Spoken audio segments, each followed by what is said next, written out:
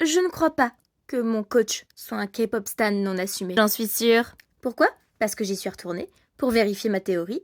Et figurez-vous qu'il y avait encore des sons de K-pop. Et pas n'importe lesquels. Alors, oui, bien évidemment, comme je vous l'expliquais dans ma première vidéo, il y avait des sons de K-pop de Monsters. Mais ça, on a bien compris que c'était sa couverture. D'agent secret. Que dis-je? De K-pop stan non assumé. Je m'explique. Oui, je suis retournée au sport. Et je peux vous dire que c'était pas gagné parce que je viens littéralement de rentrer de 2 jours de festival que j'animais.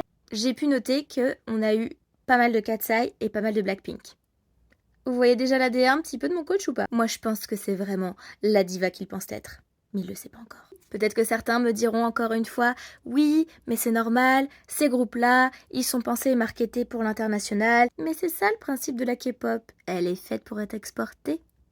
Vous allez quand même pas me dire, vous qui regardez mes vidéos, si vous êtes déjà K-pop stan, que vous avez peut-être jamais démarré par des groupes très globaux, internationaux, avant de vous intéresser à des groupes peut-être un peu plus discrets, niches, ou en tout cas pas forcément pensés pour le public européen, occidental, français.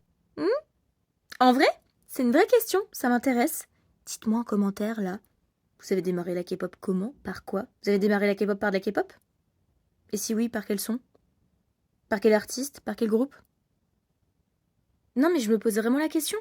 Parce que moi, dans mon parcours, en vrai de vrai, j'ai pas démarré la K-pop par la K-pop. Non, j'ai démarré la K-pop par les K-dramas. Ah oui, hein, fallait bien que je tienne mon petit côté drama queen par quelque chose. Moi, j'ai vu littéralement des gens de tout milieu, toute classe sociale, tout âge, en train de s'enjailler sur de la K-pop. Bon, ok, ils ont aussi beaucoup souffert et ils ont transpiré et sué, mais ils ont vraiment apprécié toute la playlist. Et je suis sûre que c'est ces mêmes personnes qui ne savent pas ce que c'est, d'une, que de la K-pop, et qui pourraient avoir des a priori sur la K-pop. Bah ça fait plaisir en vrai. Hein. Alors oui, je suis sûre que mon coach est bien K-pop ça non assumé. Même pire que ça.